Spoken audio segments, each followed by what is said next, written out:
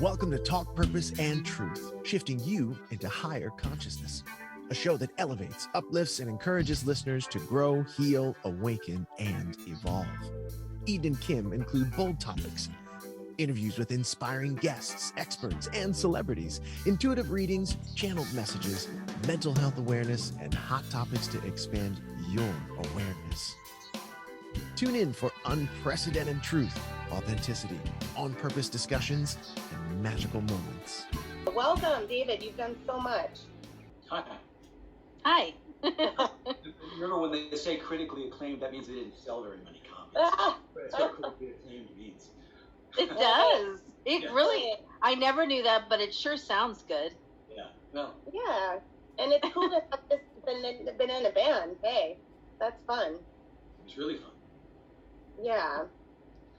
Okay, so let's talk about the story of being immersed in music, starting at a young age, being a part of a well-known indie rock band, and then going into composing for TV and films. How did all of that kind of transition to where you are now? It's all been a part of the same process. I've just been making music any way I could, every day, as I can remember.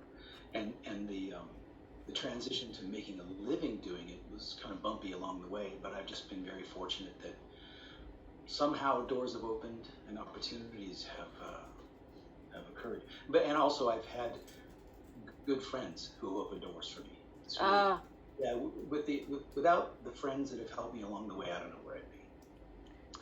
Yeah, so it always seems like in that industry, it's who you know. Yeah. What age did you start? Like, were you in music when you were a kid, a teen? Yeah, playing piano at 9, and then playing clarinet in the school orchestra, and all that stuff, and being in the marching band, and there was a jazz band in high school. I played piano, so just all the time, and it never occurred to me ever that I would have a career in music, ever. Oh my gosh, really? What area did you grow up in? I grew up in the West Valley of Los Angeles, in Calabasas. Okay, we're very familiar. We're Valley girls too. Yeah. When I was a kid, it was like turkey farms, and it was nothing out there. It was the ragged edge of civilization. Funny. Yeah. That's funny. I remember I grew up in Granada Hills, and my aunt lived in Agoura, and I felt like it was like the longest drive because it was like nothing. You just saw fields. Yeah. Yeah. Yeah. Now Calabasas is all like, well known because of all these celebrities that live there. Where do you live now? Now I live in Pacific Palisades, a little north. Oh, beautiful. very nice. Very nice. Beautiful area. So it made me think of Prince when you said that you just constantly were recording music, because that's what he was known for as well. And you've also worked with a bunch of really famous people such as Tom Morello and Dave Navarro and Stevie Nicks. What are a couple of cool experiences that you've had with those people, and have you ever met or worked with Prince? Oh, I saw him perform, but I never met him. I did. I had when my band kind of fell apart, I was really casting around, like, what am I going to do? And this was in the early days of, we call it Pro Tools. There's this system of recording digitally. It used to be all on tape, and then it transitioned to everything's digital now, but in the late 90s, I was looking for something to do, and I had this Pro Tools setup, and so somehow I was able to get my way working in the studio. So working with a bunch of different artists in the studio, did a lot of remixes with Tom Morello, Rage Against the Machine, and I was just a guy operating this system because they were rare at the time, so I was able to make a living doing that. But I had a great experience working in the studio with Sheryl Crow and Stevie Nicks, and then I went on tour with Sheryl Crow. Oh, cool. That was really fantastic because she's fantastic songwriter and just a brilliant person. Wow, amazing. I saw her on tour. I think it was like 12 years ago or something like that. So I don't know when you were on tour with her. This would have been 1999. Okay, got it. All right. All of my memories are a long time ago. Everything. Yeah. We had someone on that was a session backup singer with Stevie Nicks, Jana Anderson. Really? Yeah. Jane. So Yeah. Oh yeah, I always do that. Dana. Yeah, she had worked with Prince as well, but it's funny how everybody ends up crossing paths in that way. Yeah. And the reason or Kim asked if you've ever met Prince, I don't know if I can. I always tell the story. It's too long. I drag it on. Kim, let's tell them the story. We've had a lot of really fascinating Prince people on the show, and his musical director Morris Hayes, and people who have written books, his private journalist, and we know some of the people from the Revolution. And it all started because Eden is a medium, and she began channeling Prince after his death, and we've been led to having these people on our podcast and connecting with these people because of that. Yeah. So it seems like we always attract people in music for the show. Yeah. So that's why we had to ask you. Yeah. So next question, what does music mean to you? That's funny. Well, I'm at a point now in my life where I realize that I need music much more than it needs me. So I'm just driven to. I guess when I'm writing, I forget about myself, that's the greatest gift. Like I'm no longer there, and it's this creative process. People call it the flow, but it's a real thing, and to me, it's incredibly liberating and calming. It's like therapy. Yeah. That's it. Like you can check out. Yeah, well, in a certain way, you can shut off a part of your brain. Yeah. And I do it every day, and it puts me in a place of gratitude and joy. Like there's nothing like it. Right. It reminds me of I was watching the Grammys, and John Baptiste won 5 Grammys. He's really awesome. And I loved his speech. He basically, he did not say that he was ungrateful or anything, but he was talking out of integrity and humility. And he said, there really aren't any awards for people in music because everyone has their own way of creatively expressing music to the world. And you never know who's going to be magnetized to your music and what it's going to do for them and how it's going to heal or help them. And he said it really beautifully. I'm probably not doing it justice, but in your work, how have you seen music reach the masses and touch people? Have you heard feedback back from people where it really helped them through something, or what's been your experiences with that? Well, I try not to focus on that stuff because I think that tends to be that's an ego exercise. Mm-hmm. And, it's tempting to want to hear people praise you. But I really try to focus on just the work and sharing it. Although that said, I have people that like the music from the TV shows. I have a YouTube channel, so I put a lot of it up there. And there are certain people who like to enter the show through the music, and they re-experience that scene or the scene through the music. So I do get there's a lot of nice messages from people who just remember that scene, and yeah. Emotionally, not intellectually. It's always an emotional thing. So I like that. I try to share a lot of the music because there are some people that do enjoy it. So I just put it out there. Actually, that's been a philosophy, just to put it out there, create music, and just keep sharing it. And if people like it, wonderful. If they don't, then that's what can we do? Just keep right. So you're you're not attached to how people receive it, and I think that's what has kept you in the business for so long too, because it's not about the ego and pride and yeah, I don't take it personally. If I'm doing a bunch of music for this pilot at the moment, and I'm sending it to the producer, the greatest thing he can say is, I hate that.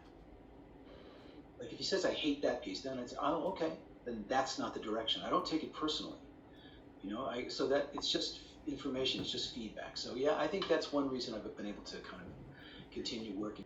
Yep. So you worked on the Batman series Gotham. Anything with Batman is everybody gets so excited about. And so what was that like? Were you, did you grow up being into Batman, and how do you get inspired to do that? Like, what inspires you for each show to know how to do the music for those episodes?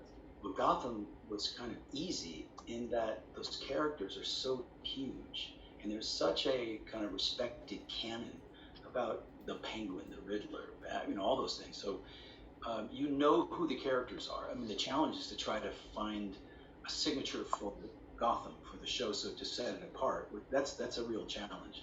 And also, the fun thing is they did introduce new characters that were not part of the old show, of the Batman canon, trying to come up with themes for them. But the show was so over-the-top operatic that it was an amazing canvas, because it had intense romance, tragedy, violence. It had everything all the time, and it was a wild show. So that was it was kind of easy in the sense that everything was kind of just in your face, and there was not a lot of subtlety. Sometimes the hardest thing to write is something that's really simple.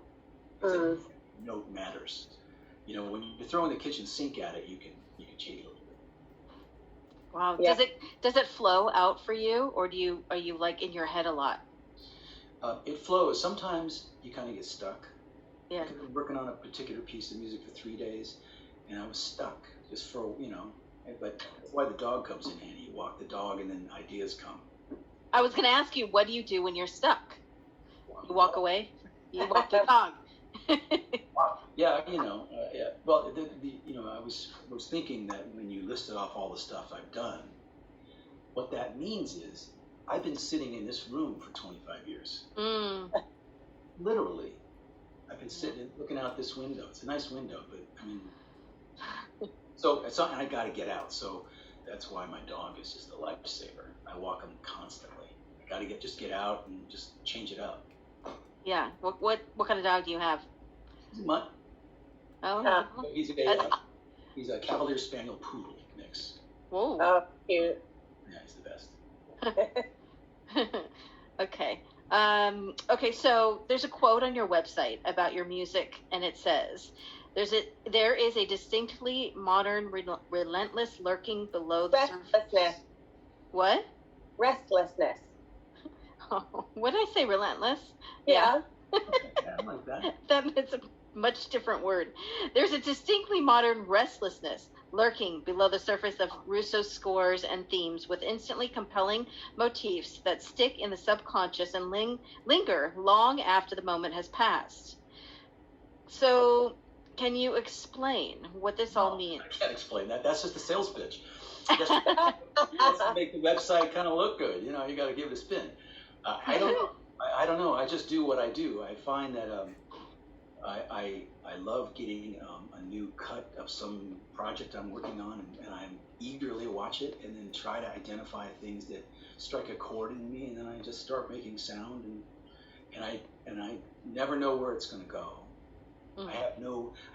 It's always like that there's chaos at the beginning of a project where I don't know what the sound palette is going to be. I don't know what the themes are or the intention. So there's always intense chaos for weeks or months until I kind of get into a groove. But it's I come from a long line of mentally disturbed Sicilians. We're not intellectuals. We're just emotional. We respond good or bad emotionally, and that's just how I've approached music. And actually, when I worked for this other composer, Graham Revell, for several years, he was exactly the opposite. He was just intellect. So it was an incredible learning opportunity for me, because he had a completely different way that had never occurred to me. You can actually break it down, and it never occurred to me. We just not just plunge in. Okay. Well, it sounds like the emotional, doing it that way emotionally, it's like it takes a lot of energy. Yeah. A lot more energy. Yes. Yes. Yeah, because it's just this black hole and you're trying to fill it up. Yeah. So I have learned some things along the way to kind of take a little step back and say, what is this? What does this really need? Can I structure it in a way that I can kind of visualize it and not expend as much energy? Very true. How did you learn how to be so non-ego and just the way you, I mean, I feel like usually for both men and women, it's a process to learn how to shed ego and just be kind of raw. And it sounds like you just naturally are like that. Do you feel like you've always been like that, or it was through the years? I've always been this way. Not always good. It's not always a good thing. There's a radio host in LA who goes, it's not that I have low self-esteem, it's that I have no self-esteem. He said that to you? No, I just heard the guy on the radio say that. Oh, okay. That kind of struck a chord. Like, I've always kind of felt invisible. Ah. And you're behind the camera. You in your work, and you're in that room. Well, even when I was in the band on stage touring, I still felt invisible. You did. That's just the way I'm wired. Like, there's always this feeling like I don't really quite exist, which I'm quite comfortable there. Okay. Yeah, because if you were a client coming to me, I would dig into that. I would ask them, let's look back at your past, your childhood. Let's find out why. No, well, but you don't want to. You feel comfortable there.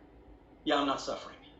That's good. Oh, that's a good point. So important. Yeah. Well, and I love what he said about, like, okay, I've been here 25 years. It's funny because I was just thinking that about Scott. Like, we just had an episode, David, a few weeks ago with a guy from the Ukraine. It was a guy who fled from the Ukraine and now is safe. You know, he was an American. And Scott had Weird Al in the studio, and he jumped on and said some words to the Ukrainian people on our show. So that was pretty cool. But then it made me think, wow, Scott's been in that studio like 40 years. But even though it's you're in this one big building, all the different energy and experiences and music and words that have come through that. And I feel like that, it reminded me of what you said, because you've been in that room, but look at how much phenomenal content you've created in that 25 years in that room. Yeah, I should say my body is in this room.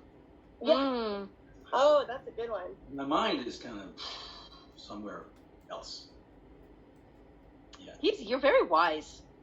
Yeah. I don't know. I'm just trying. Whatever comes out. Yeah, I'm just trying to keep it going. You know, I'm 60 years old, and I'm like, I'm trying to just focus on, I don't know how much time I have left. So I just want to be healthy and enjoy this whatever time I have remaining. No enemies, just. But that's what I'm shooting for. That's a big accomplishment. No enemies. I don't look it. You look way younger. You do. Thank you. Trying. So, what would you say if someone asked you, what makes you feel most on purpose and in your truth? Would you just say music and composing, or would you have like a colorful description of it? Oh, I think it's actually being of service to other people. Because in my personal relationships, that's the thing that makes me feel the best. If I feel useful to other people, then you're not invisible. Right, exactly right. Yeah. Because well, you're okay with being invisible, but it makes you feel good when you're helping someone. So then people are seeing you, appreciating you. For instance, what I'm working on right now, I'm just doing this pilot for the CW, and it's one of these DC spin-off shows. So I'm trying to come up with a bunch of music, but really at the bottom of it, I'm doing it because for this producer that I'm working for, who I have been working for a lot for 20 years, who's just a guy that I tremendously admire, and who, for some reason, likes my music. So for me, the main motivation is to try to do something that is gonna serve him, because he's off directing this thing right now. Like, that's the guy I don't want to let down. That's my main focus. But then you're going to, like, let's say, when the show gets put out there and you do every episode, let's say, you're also serving all these people watching. Yeah. And you never know, somebody watches it 20 times and something in that music or episode touches them and changes something. Never know. No, and I love the idea that it gives people pleasure. That I like a lot. I like that idea. Yeah. Thank you for listening to Talk Purpose and Truth podcast. Find out more at talkpurposeandtruth.com. And follow us at Talk Purpose Truth on Instagram and Facebook.